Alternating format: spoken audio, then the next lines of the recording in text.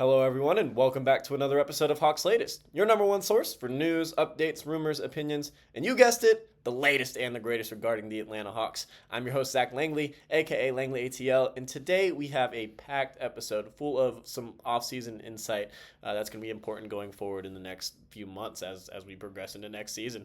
So, we're going to be looking at some potential draft day moves or moves that could be made before the draft and some key free agency decisions that could shape the team's direction for years to come and really in the immediate future specifically. So I mean, from familiar faces like Caris, LeVert, who we picked up at last year's trade deadline, to potentially a Hawks legend in Al Horford, maybe bringing him back to retire as an Atlanta Hawk, to intriguing possibilities on draft day, like selecting a guy like Igor Demin at 13, who hasn't really been linked to the Hawks until recently, or, trading for Cam Johnson and trading back with the Brooklyn Nets, as that's something that's been floated around.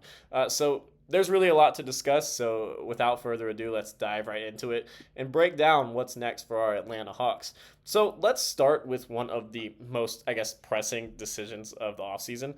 Caris LeVert. Now, the 9-year NBA veteran was acquired by the Hawks at last year's trade deadline in a deal with the Cleveland Cavaliers that sent DeAndre Hunter, former Hawk, to the Cleveland Cavaliers, and in an attempt for them to make a deep playoff run and bolster their depth. That didn't really work, as they ended up getting bounced by the Indiana Pacers. However, it's still a good deal for them, and I think it was a win-win trade for both parties. And while it may not have made the front page news at the time, the move quickly proved to be, one of the savvier pickups of the season for the Atlanta Hawks. I mean, LeVert brought some much-needed stability to the second unit, particularly in the minutes when, Trae Young was off the floor and the offense would usually go stagnant. His ability to operate as that, secondary ball handler off the bench and maybe sometimes in the starting lineup. I mean, he's an underrated defender, can defend multiple positions and, occasionally initiate the offense. It really made him a vital piece in Atlanta's rotation down the stretch, specifically as they were trying to make a push for the playoffs, which they ended up not getting to. But, LeVert's efforts were very much there and appreciated by Hawks fans. I mean, he's 6'6". His versatility, really allowed him to slide between both guard spots off the bench and even play on the wing, and creating flexible lineups with the current roster. Now, the reason we were talking about LeVert again, as we had done so a few episodes ago, is because the Hawks have made it clear in the recent days that re-signing Caris LeVert is a priority. This is not something that is just if Brooklyn or Detroit were to go at him, we just let him walk. The Hawks are going to fight to keep Caris LeVert, and I think both parties really agree to that, and they want to move forward with LeVert because I think Caris LeVert really enjoys being in Atlanta, and he's really enjoyed his time here so far. And he believes in this young core and wants to be a part of a franchise that's really looking positive in the future. So the good news for Atlanta is that they do hold LeVert's bird rights, as we've stated. That means they can exceed the cap to re-sign him without using any exceptions. I mean, they won't have to exceed the cap. However, that's just kind of the base rule for bird rights. He made $16 million last season. I feel like his value's probably dropped a little bit as, he's starting to get up there in age. He's still not old, but he's starting to get up there in age. And, with the team still over, $39 million below the luxury tax, I mean, Atlanta will easily be able to re-sign him without breaking the bank. So I think they will get that done pretty quickly, as soon as they can, as soon as free agency really opens. I mean, there's plenty of breathing room to work out a fair deal with LeVert. So early signs do indicate that, obviously both sides are interested in continuing the partnership. So if he does end up returning and the Hawks don't get absolutely outbidded by one of those teams with absolutely insane cap space like the Brooklyn Nets, expect him to be, a key piece in the second unit once again going forward. And, probably playing in crunch time minutes, depending on how Zachary Risaché's second year development goes. So without further ado, let's go ahead and switch the topic to the NBA draft, which is upcoming in less than a month now. And the Hawks hold the 13th overall pick as well as the 22nd overall pick. And one of the most polarizing names that's being discussed at 13 is Igor Demin. The Hawks have recently shown interest in him. They have they've done their research. I mean, we know that this scouting team has been super diligent in recent years and making the effort to go see these players. The Hawks definitely have an eye on Igor Demin, and that's something that I've learned recently.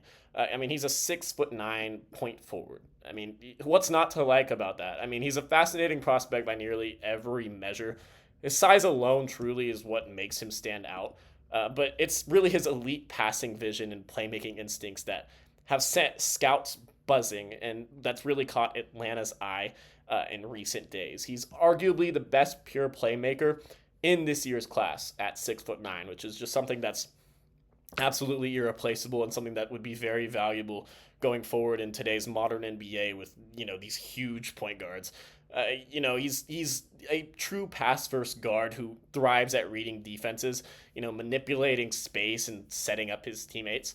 On defense, his length is a weapon. He is very good at disrupting passing lanes and handling switches when needed, though he does have occasional issues with staying with quicker guards in some up tempo scenarios, as his size makes him a little slower. Think Luka Doncic, but probably a better defender and obviously much worse offensive prospect. The fit in Atlanta for Demin is a bit curious. I mean, the Hawks already have Trae Young and Dyson Daniels, and then obviously Kobe Buffkin, and then probably Caris LeVert in the backcourt. And Demin is not always a point guard. I mean, you could play him at the forward, but you could also really develop him as a great backup point guard in today's NBA.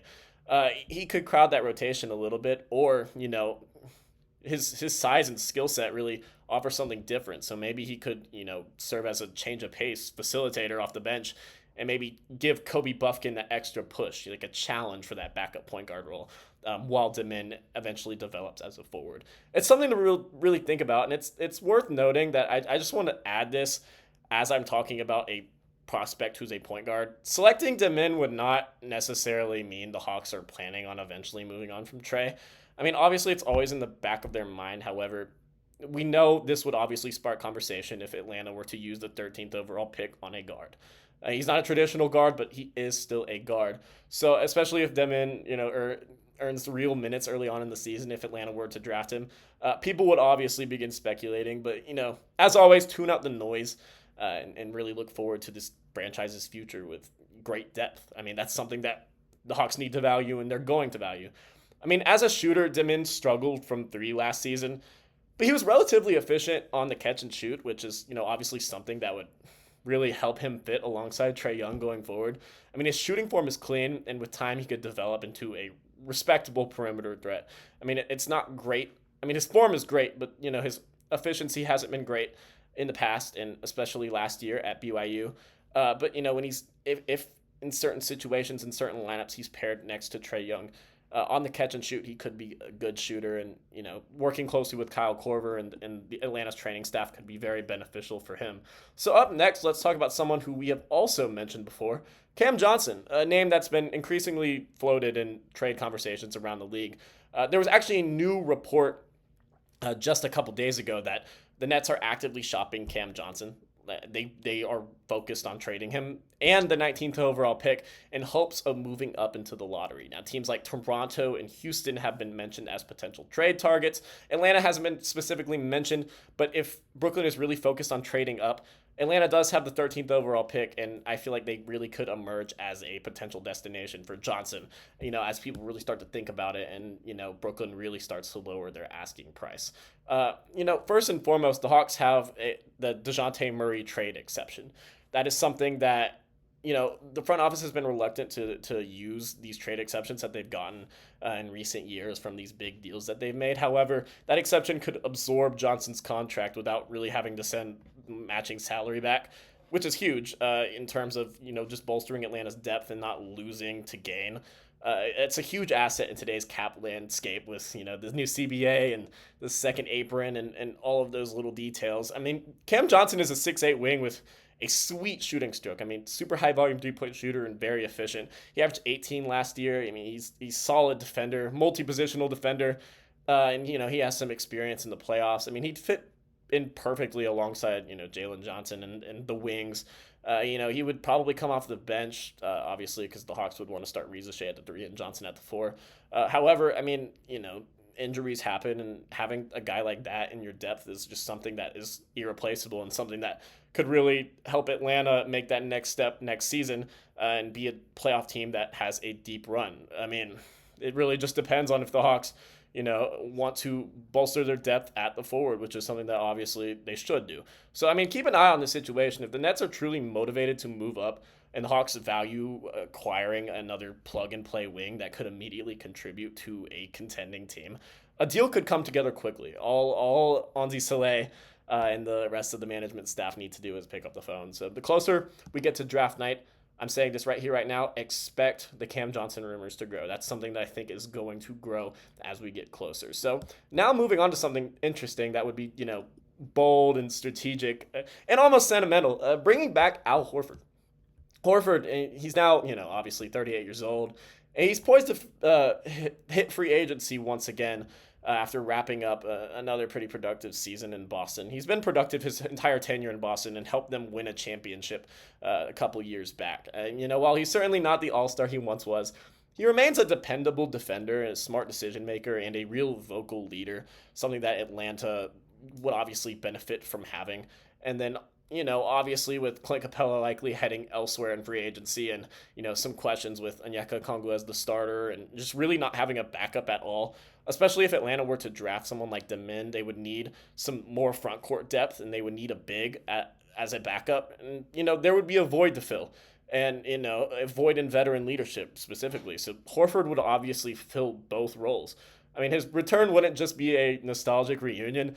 It would also be a smart basketball move and something that I think Atlanta really should pursue. Horford has proven in Boston that he can play in limited minutes at a high level. I mean, he's obviously willing to accept that bench role as that's what he was in Boston. However, when he was needed to start, whether it was Porzingis getting hurt or, in specific game scenarios, he was always up for the challenge. And, that's really, telling of Horford and his character and someone that, I think the Hawks should look to bring back. He could obviously, stretch the floor, anchor defensive possessions, and, mentor guys like Onyeka Okongwu. I mean, as Onyeka Okongwu really grows to be the stretch big, I mean, he's having a similar career, path to Al Horford. I mean, every single season, his three-point shot is just getting better, and next season could be his first full season as a, full-time stretch big, as that three-point percentage might increase to, the 37-38% range. I mean, his volume's obviously going to increase, so we'll see how his percentages do as a direct result of that, but, it's going to be interesting to see how that develops. I mean, the Hawks aren't a championship contender today. However, they are building towards that. They have a foundation of a playoff team that could make a deep run like Indiana is doing this season. I mean, Eastern Conference is wide open. We're going to continue to press this over and over again all offseason because, I mean, the right moves this offseason, I mean, we don't have to do too much. If the Hawks just make the right moves and get some depth, they can make the NBA Finals next season. The East is that wide open. Bringing in someone like Horford to help, really, extend that growth could be absolutely, so valuable. And if Horford is open to ending his career where it all began, Atlanta should be first in line and should really give that a look. So as we wrap things up, here's what we know. The Atlanta Hawks are facing a crucial offseason.